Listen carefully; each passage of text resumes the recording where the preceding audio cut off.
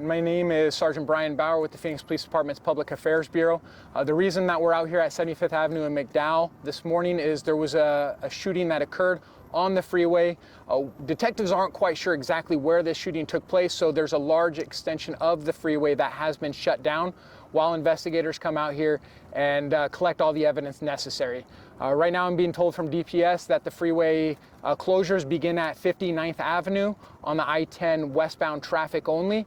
Eastbound is still open up. However, the HOV lane has been closed down just because of the proximity to where the collision site involving this shooting occurred. The 202, because we're so close to that interchange, the 202 is also getting backed up. So there is some closures on the 202. What we encourage the community to do is find those bypasses, use Buckeye, Van Buren, McDowell, Thomas in order to get around this area.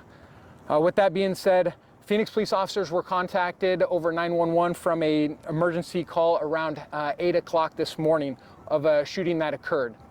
Again, the shooting that occurred did happen on the I-10 freeway westbound traffic. Detectives are still en route. They will be out here in force to investigate, so these closures will be lasting throughout the morning and may extend past that. Phoenix is taking the disposition on this investigation with DPS's help, keeping the control and the closures on the freeway assembled. As you can tell that there's a dark SUV that's behind me. This vehicle is involved. There's 2 adult males that were involved in this particular shooting on the freeway. We don't have exact information on what led to this shooting. We're still in the preliminary parts of our investigation to find out exactly what happened. But what we can be able to provide to the community is sometime on the freeway, there's an altercation that happened. One of the individuals fired his gun on the freeway at the other individual, striking him and killing him on the freeway. That car then went into the center median where it crashed. Paramedics, fire department were called to the scene. They went out there and they pronounced the individual deceased. The male who was involved in the shooting, he did contact police. He is cooperating with law enforcement at this time. He pulled up into the parking lot just behind me where he contacted police. Right now he's at our main headquarters where he's expecting to be interviewed by detectives again to find out what led up to this shooting. That's all the information that we have at this time. Again, as far as the road closures go, they're going to be extended and they're going to be lasting throughout the day. Keep in mind the alternate routes of Buckeye, Van Buren, Thomas, and McDowell will still be open. We're going to have DPS out there helping control some of that flow of traffic. But with that being said, I'd be more than happy to take any questions that you may have. Did the suspect and the victim know each other? That's still early in the investigation. We don't have that information yet. Detectives are expecting to speak with the person that we have detained right now and to hopefully learn some of the either relationships or, again, the reason why the shooting occurred. I'm sorry, go ahead. At 8 o'clock in the morning, there were other people driving on that freeway at the time. So anyone else involved in this or dodging? Absolutely. We're talking early morning traffic here in Phoenix, Arizona. There's a lot of people on the freeways. We're also asking that anybody that was not contacted by police that may have witnessed what exactly led up to this shooting to please contact our non-emergency number. We understand that there's a lot of technology out there. There may be witnesses on the freeway that have surveillance cameras or cameras in their vehicles. If you captured anything, again, this is just after 8 o'clock this morning, I-10 freeway westbound traffic. If you happen to see anything, please contact our non-emergency number. Provide that critical information that can allow detectives to understand why this shooting took place and any details that led to this circumstance. The person who died here on scene or at the hospital? The individual adult male did pass away here on scene. Were there any other injuries associated, any other car crashes that happened because of the shooting? We haven't received any information that corroborates any other accidents that were involved in this particular scene. But again, if you might have had a witness that left the scene prior to police arrival and you may have been more involved, whether it's a fender bender, some kind of collision, please contact our non-emergency number. Let us know exactly what involvement that you may have had so that we can properly document that. So much into this investigation that you're in the early stages. Detectives aren't even out here yet, but in no way, shape should there ever be shooting on a freeway.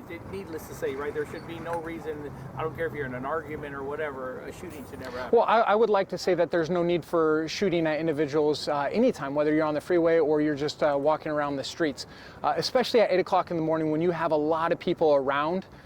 It becomes even more of a dangerous time for anybody that may be driving or community members that are just trying to get to work, trying to get to school, what have you. So one of the things that we want to remind our communities about is if you have a problem, if you foresee any challenges or difficulties while you're driving or walking around, please contact 911 immediately. Let the police respond. Let us be able to handle those civil issues, those criminal issues, whatever it may be. That's what the police department is there for. We'll have prompt response to again, make sure that the community as a whole is safe. Were there any other passengers in either of the involved vehicles? Right now, we didn't have any information of passengers on either of the vehicles that were involved. Again, after a shooting like this, there's critical information that we just don't know.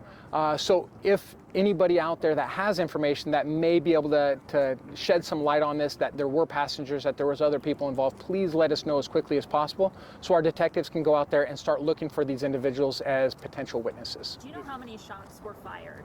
That we don't have a good idea or understanding at this time. Like I mentioned before, a large portion of the freeway has been closed off. Detectives will go out there and look for the evidence. We'll check to see how many shots were fired, and again, look for the evidence across the freeway to help wrap up this investigation to make sure that whoever was responsible is held liable. I apologize if you already said this. Which one of the cars was the victim's? So the victim who was pronounced deceased on scene, his vehicle is still on the freeway itself. Crashed after the shooting, crashed into the median barrier. The vehicle behind me belongs to the other individual that is cooperating with police, that is speaking with detectives. Did they say anything about road rage or anything, or just? See, it's still too early in the investigation to determine exactly the cause and motive of this shooting. What we do know is there's 2 adult males that were involved. One of them was pronounced deceased on scene. The other one is cooperating with law enforcement right now. Yes, sir? He just took my question. Oh, okay. And so there's no threat to the public at this time? No, absolutely no threat to the public. The biggest concerns for the public right now is going to be the traffic. We're still kind of in the early stages of, or the later stages of morning traffic. Just realize that there's a lot of different alternative routes to choose, whether you come up to McDowell, Thomas, or you go to the south side of the freeway and use Buckeye or Van Buren as an alternate roadway. Do you foresee the 10 being closed when it comes to evening rush hour tonight? That's something that we don't have the knowledge of right now. Again, when the detectives get here, they'll be able to determine how many shots were fired, what kind of evidence that they need to collect on the freeway.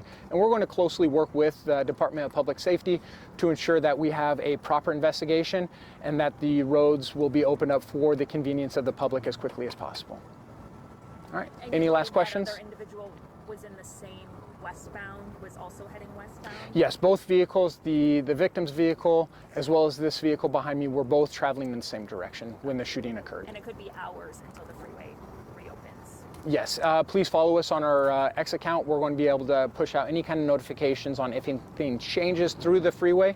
Again, we're going to be working closely with our counterparts at DPS to make sure that traffic opens up as quickly as possible as soon as the investigation is complete. So any other updates that come through email or social media? Exactly, yes, sir. Is there any damage to this vehicle over here?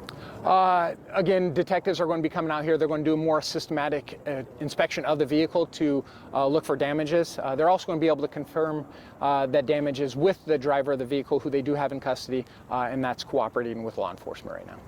I may have asked this question, but why is Phoenix taking the lead on this if it happened on the freeway, on the interstate? This is just something that the Phoenix Police Department works closely with DPS as well as with all of our agencies on determining who has the resources, who has the capability to come out, do a thorough investigation at a quick period of time. So this is a conversation that we have with DPS that we work with quite often. And then, I don't know if you can say this yet, do you know what lanes of the freeway the cars were traveling in? No, at this time I don't have exact locations of where the vehicles were. I can confirm that they were both going westbound on the I-10 freeway. All right. Thank you very much, guys. Thank you.